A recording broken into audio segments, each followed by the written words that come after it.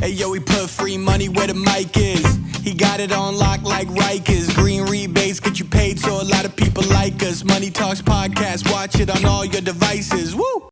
We are back with another episode of Money Talks. Thank you so much, Liam, for sitting down with me. Thanks for having me, Pleasure to meet man. you. How's MJ Biz 2024 been so far? It's been great, man. It's a lot of fun. You know, this is my first year with Aroya here. Last year I came with science. You know, we were doing lighting and, you know, it's just, it's always different every year. I mean, you usually see a lot of the same vendors, but it does feel like a big reunion. You know, I get to see all my friends all in one place at one time, get to just hang out with friends, go out, you know, smoke a bunch and go to these events and parties. And that's what I'm saying. How much of, because this is my first MJ Biz ever, and I went way too hard the first night, and then I was a zombie the second day. Thought I was going to get fired because my brain wasn't on, and I was just surprised. I thought like a marijuana convention would be like, you know, people get high, they're in their apartments, they're in their hotels by 11, but people went hard and people were out till 4 a.m. So how much of MJ Biz is like work and how much of it is play? I would say that, I mean, it's probably weighs heavier on the play than on the work in a lot of cases, because the play is the work. Like last night I was at an event, it was a curated dinner, but it was also like judges smoking flower for a competition for tonight, right? So like everybody's sitting around passing joints around judging, but like getting super high, right? So it's like there's the business be done there too. Like, I mean, I was sitting with 4 or 5 growers just hanging out, chatting. Like a lot of them use our Aroya software, which I can get into, but the reality is like, you know, it's networking, and parties are networking. It's building relationships. So then they come see you on the floor the next day, like, oh, hey, what's up, man? You know, great to see you. And like, let's see what you do. What do you guys got that's new, you know? And I think that's what a lot of it is, right? It's like building the familiarity and the relationships, and you go to these events and, you know, you may not like transact anything, but you're establishing like, hey, I'm part of this, I'm here, I'm like, just like you, man, you know, like I'm doing the thing, right? And so like, yes, walking the trade show floor, like you get to see physically what people are bringing to the table. But who you are comes out when you're outside of the trade show. You know what I mean? Like you light up a joint with somebody, it's almost like, you know, it's like, you're like, okay, like you smoke, I smoke, like this is what we're here for. Like you're not here just to make money off of me. You're here because you're passionate about what you do. Totally. And when did you first get involved in cannabis? Like, when did your journey start? We could start even as a cannabis consumer. 13 years old. Nice. Florida, West Palm Beach. Wow. Grew up there. You know, I grew up in a decent neighborhood, but it's just like any kid, like, you know, first time you try weed, like some older kid gives it to you, you're like hanging out with some older kids or whatever, like tried some weed, you're like, oh man, this is amazing, this is great. So, you know, I smoked a little weed when I was in high school. Then I started, I was like, man, this is an expensive fucking habit, right? Like I don't think I could afford this unless I like figure out a way to pay for it. So I started buying a lot of weed, selling most of it to pay for the weed that I was smoking, and that's how everything kind of started. You know, I wouldn't say I made a business out of it, but I made a sustainable consumption model for myself, where I'd buy an ounce of weed, sell 3/4 of it, smoke 1/4 of it, and then had the money to pay for my own flower. And then you were 16, 17 when you were selling weed. Yeah, like started at like 15. Did it all the way up until I got in trouble in college. Got it. And then I stopped selling. And my ex-girlfriend at the time, I introduced her to weed. She smoked weed for the first time with me, and then she took on a business and made it way bigger than what I was doing. She actually was like profiting off of it to like pay for her rent and all that stuff. And I'd sold enough, but she kind of took over. And one of the reasons we split up actually was because she was making transactions out of my house, and I had already gotten like caught, right? I already gotten dinged. So I was like, you need to stop doing this. And it just was a big point of contention, and her business was like a little too much risk for me at the time. Also with like growing and stuff, you know, it's like a little too close to home, right? So set some of those boundaries, things didn't work out.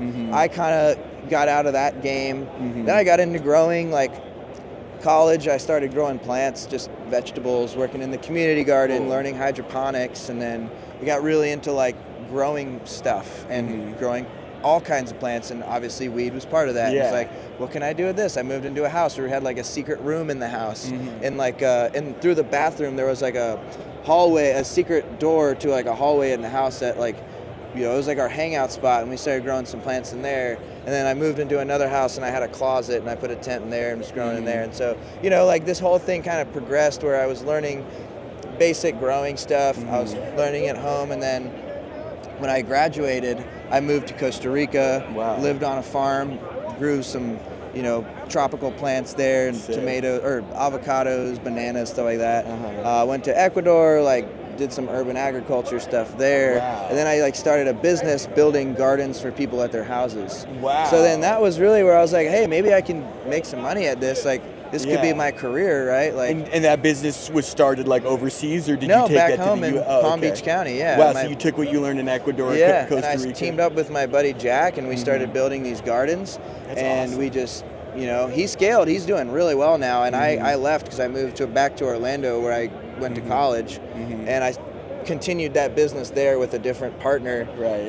But at the end of the day, the traction wasn't fast enough for me. And I think maybe if I had stuck with it a little longer, but I'm in a much different situation now, but it still, still applies, right? All the stuff I learned then, I learned about business, I learned about growing, I learned about relationships, right? So I was teaching people how to grow their own food.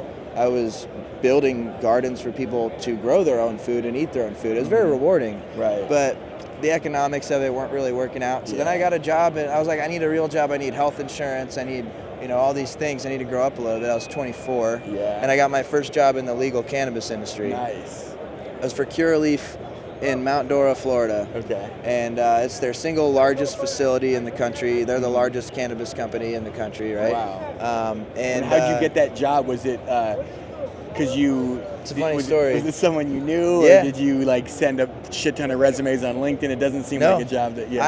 I have never gotten a job off of LinkedIn before. I don't think anyone has. I think it's a scam. I know some people who have. Really, I've applied for I've gotten hundreds. all my jobs through relationships. And to me, that's I would consider my top skill to be networking over... I mean, I've got some good hard skills, right? But nothing really matters without the connections. So...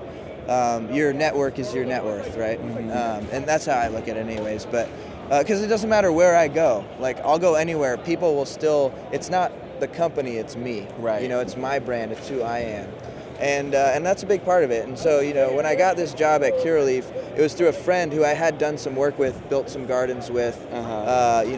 He recognized my skills and abilities through another mutual friend. We're actually still very close. He just works in another cultivation. I just saw him last week, actually. But he got me in the door there. Nice. And I started as a grow tech, entry level. And in 6 months, I was a lead.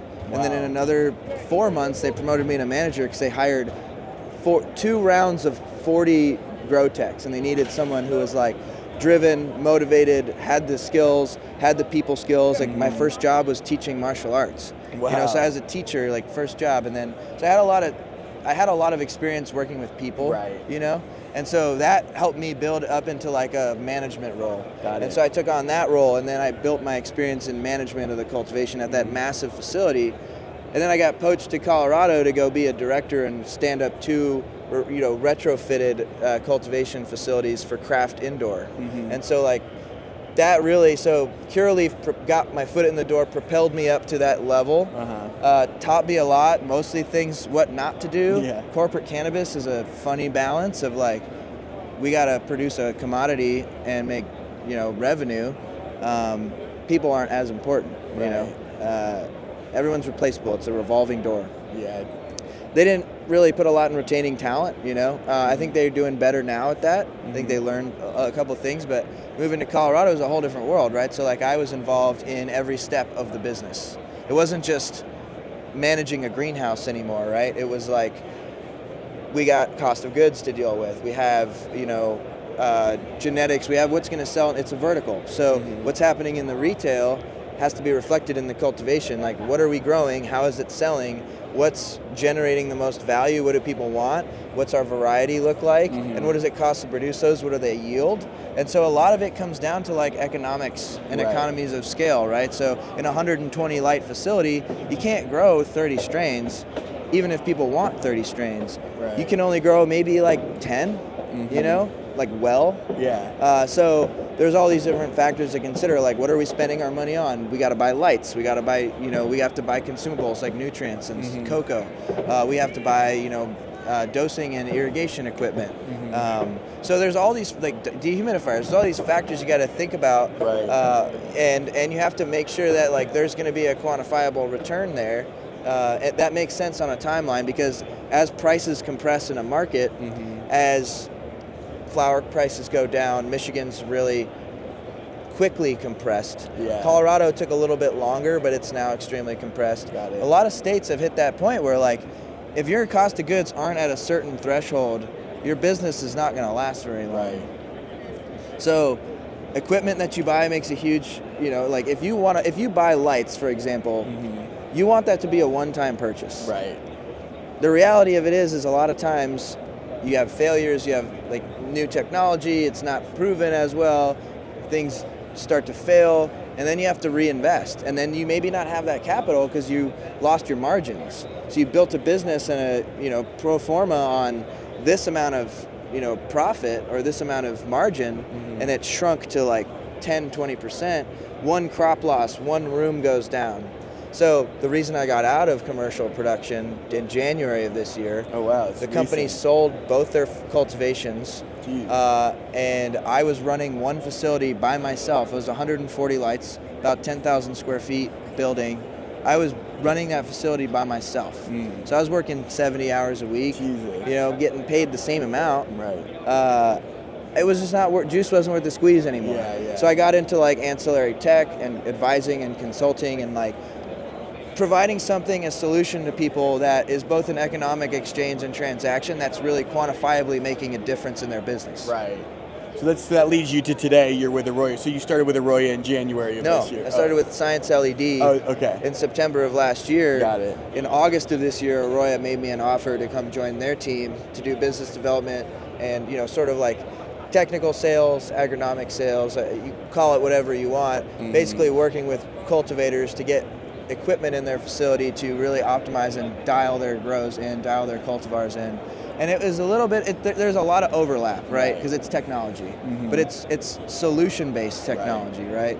There's a lot of, you have to understand the nuances of the tech, and you have to understand the applications. So being a grower and having however many years, I mean, commercially at least 6, but, like dating all the way back to being at least 20 years old, right? So just knowing the business, knowing what the pain points are for growers, and now I get to go into like 5-10 grows a week. Right? Sometimes it's like 3 or 4, but like every week I'm visiting facilities, I'm talking to growers, I see what they're doing, I see what they're struggling with, I see what they're dealing with hardship-wise economically, higher up decision making from larger companies. Like it becomes very evident that like specific solutions have much more quantifiable returns. Than others. And there's a million nutrient companies out there. There's a million cocoa companies out there. Who do you want to work with, and who's going to have your back? Who's going to support you? Something goes wrong, you lose a crop, you lose whatever it is. It all counts, And so now being on this side, right, I'm able to like see through the eyes of my clients very easily, which is pretty hard if you've never been in that situation before. What's like a common frustration? Because you see there's a lot of, it seems like there's a lot of frustrations among the growers that you deal with. So what's like the biggest frustration? Everybody experiences frustrations differently, but I think there's a lot of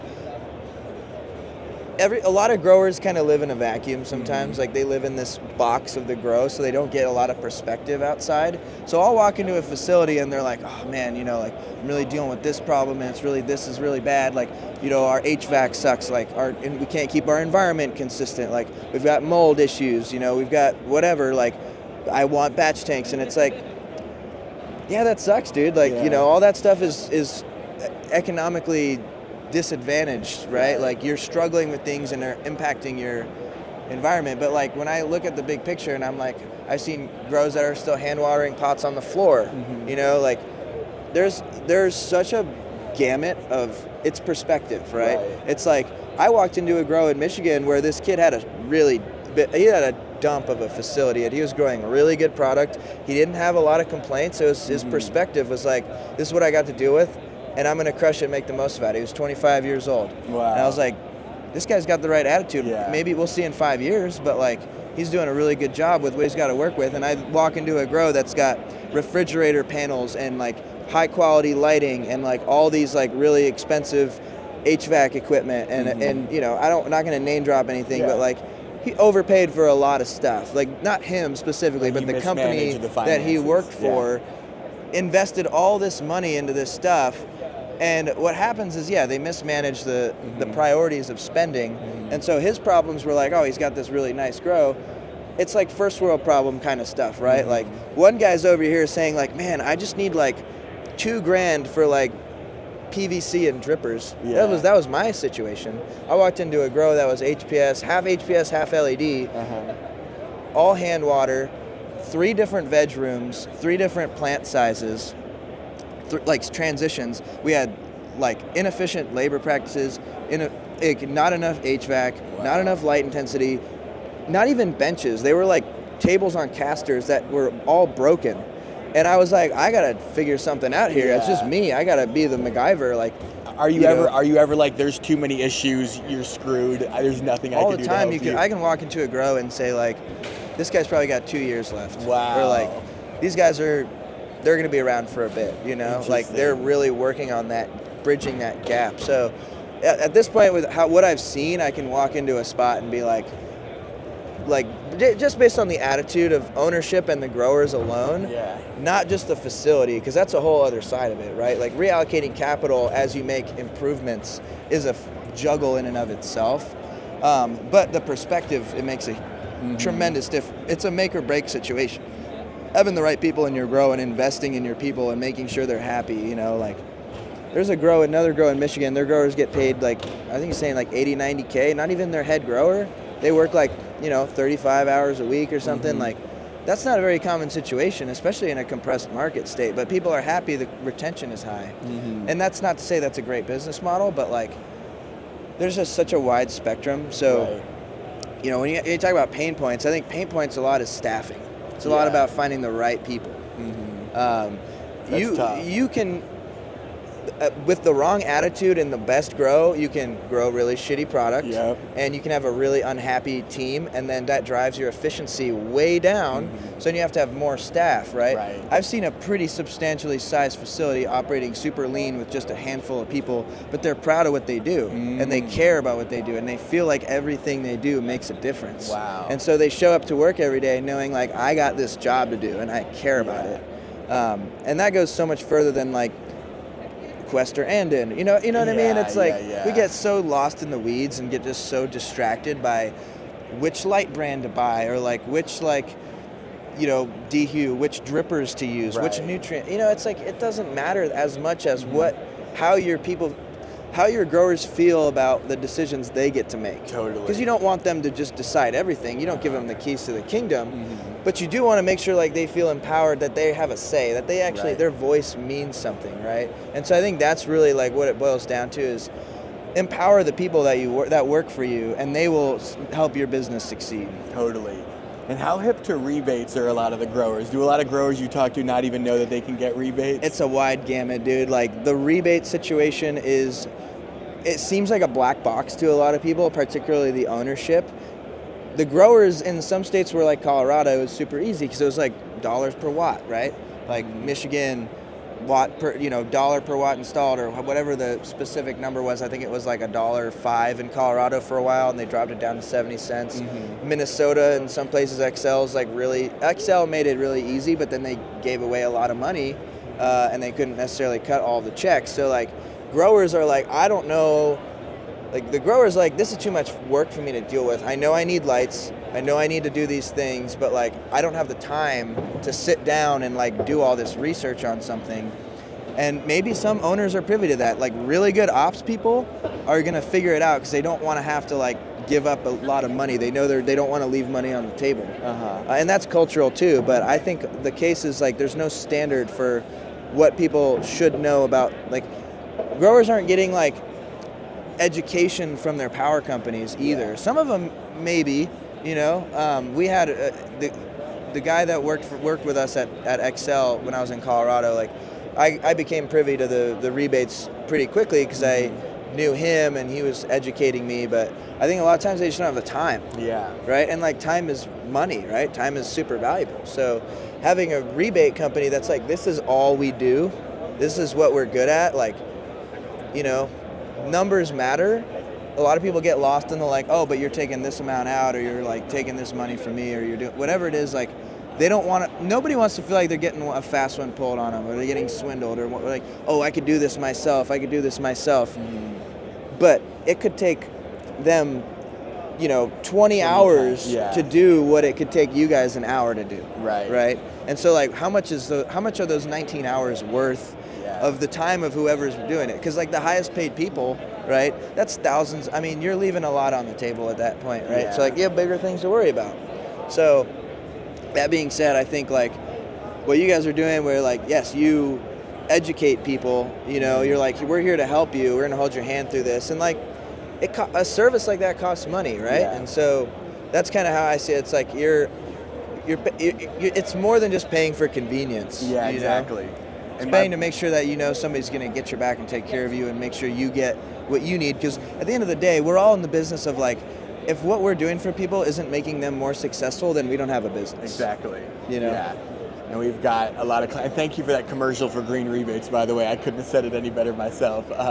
Have any of your clients worked with Green Rebates? Or, yeah, I've sent a couple of opportunities your guys' way too. Like, I know Nick pretty well, and I used to do lighting. Like, I used to be in selling lights, and so when I work with, I go to a lot of grows all the time. I don't really have time to handle anything lighting related anymore, and nor do I really have the interest. But I'm like, hey, I got a guy. Like, I know Nick. I know, whatever. Like, I'll make an introduction. And so, like, to me, that's where like the relationship stuff works really well. It's like, I know these guys are going to take care of you. Totally. So and Nick's a great guy to develop a relationship with. He's the kind of guy 2 minutes in, he feels like your best friend. Yeah. So those are the people I like, man. Exactly. So we got some rapid fire questions here, money related. Answer these as best you can. You have 15 seconds to answer each one. Okay. Just think of them like as Instagram reels. Yeah. Where it's like quick little questions. Don't think too long. Yeah. Just short, punchy lines. All right. Yeah. These are softballs. Yeah. Number one, and this doesn't even have to be cannabis related, just in your life. So, number one, what's the dumbest purchase you've ever made? Oh, man. That's a hard question. I feel like I probably bought too expensive of a car one time, and then I got T-boned and it crashed, and I lost like $5,000 on it. What kind of car was it? It was a brand new Crosstrek Sport. Oh, man. It was the blue one, too. What's the smartest purchase you've ever made? Man, the smartest purchase I ever made was probably, I don't know. I mean, probably like equipment for my grow room. Nice. Reinvesting in myself and something that's going to make me more money. Speaking of investing, that's my next question. If someone gives you $100K and you had to choose between traveling for a year or investing, what do you decide? Probably Bitcoin or XRP or something, Bitcoin's at 100K. 100 was 102 yesterday. Yeah. I think it's back down a little bit, but I mean, it's like gambling, right? But like 100K of travel, that's life experiences. But if you take that 100K and it makes you another 100K, and then you take that 100K and you travel with that, and you just give yourself delayed gratification, right? Totally. So when are you gonna do your traveling? When are you gonna slow down and maybe? I love traveling. I try to fit it in and squeeze it in where I can. I went to Mexico and Iceland this year. I'm probably going to go do a couple more trips next year, Awesome. For me, it's like, I don't like to think about it like I'm passionate about what I do. So it's like, for me, it's like, it's part of it. Yeah. It's all part of it. Totally. But I do want to, at some point, get to a point where I can go do like hike the AT or the PCT or something, or like go to, Camino de Santiago, like go for a month and do some crazy adventure, right? Yeah, like, and not have to check an email and not, Check back in with me in 10 years. 10 years. If someone you've known for only 1 year asks to borrow $2,000, what do you say? I mean, it's never like a full no, right? It's context. So it's like, well, where's this money going? What's it going to do? And how much is it going to return? Right. Like, are you putting it into an investment? Are you using it to pay something off, right? Like, yeah. If I've only known them for a year, they're not my best friend. Right. So Is it a business investment? Uh-huh. That's no, my it's question. It's just a loan. It's just like, man, I've fallen on hard times. A year probably wouldn't pay off for me. You know? Yeah. I met a guy at Dave & Buster's, and we became friends for like 1 week, and I was like, I don't know, he seems like a cool guy, and then 1 week into it, he asked to borrow $800, and I'm like, out of all the people you know, I'm the guy? And out of all the people I know, you're not the guy, Yeah, right? exactly. We got a trivia question. Whose face, no one's been able to answer this correctly. Whose face is on the $10 bill? Damn. I don't know. Guess a random president. Jackson? Close, it's Hamilton. Oh. What is the most widely used currency in the world? The U.S. dollar? Yes, you got it. I lived in Ecuador too. They're on the U.S. dollar. Oh, they are? Oh shit, I didn't know that. Last question I got for you. Is there such thing as free money? I don't know about free money. I mean, you can get close with like, rebates are about as close as you can get. There we go. That's the answer I was looking for, goddammit. Thank you so much, man. Liam, it's been awesome talking to you. It's been a pleasure, man. Yeah, man. Yeah, Thanks for sharing your story.